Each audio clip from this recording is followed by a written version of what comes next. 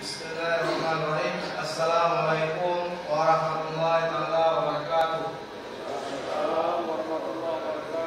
Assalamualaikum warahmatullahi wabarakatuh. Waalaikumsalam warahmatullahi wabarakatuh.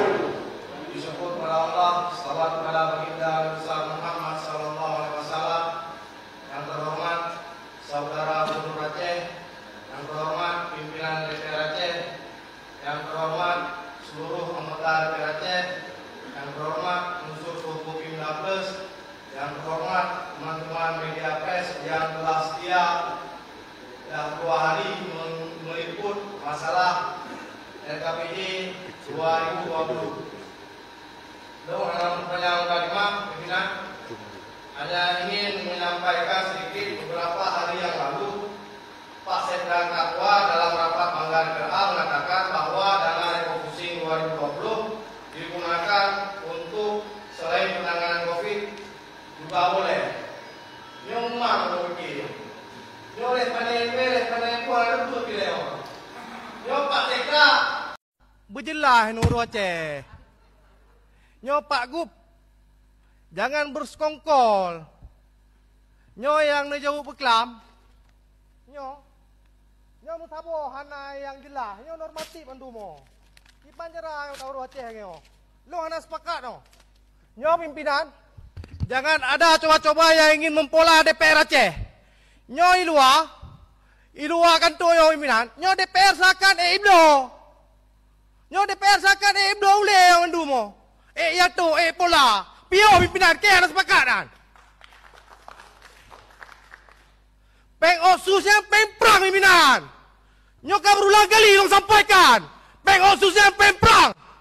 Bukan untuk beli mobil dinas teman-teman. Bukan untuk membeli mobil dinas kepala SKP ayan. Hana roh imu perang ayan. Nyawa-awak korban konflik. Anak-anak syuhada. Rumah dua wafat acu. Wes tapel tablo lele tak pegot. Nyo putra lah Aceh. Nyo cukup terkendala yo.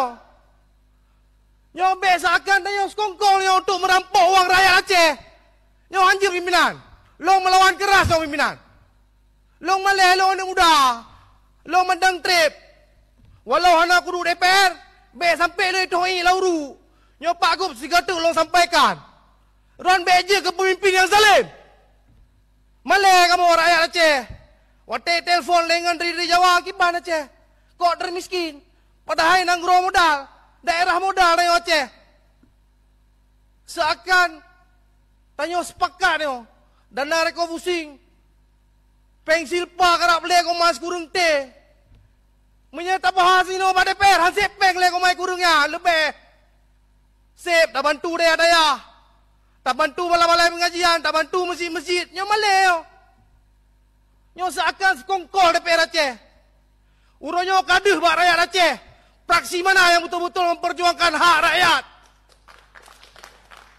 Praksi mana yang jelas bersekongkol menjual rakyat Aceh?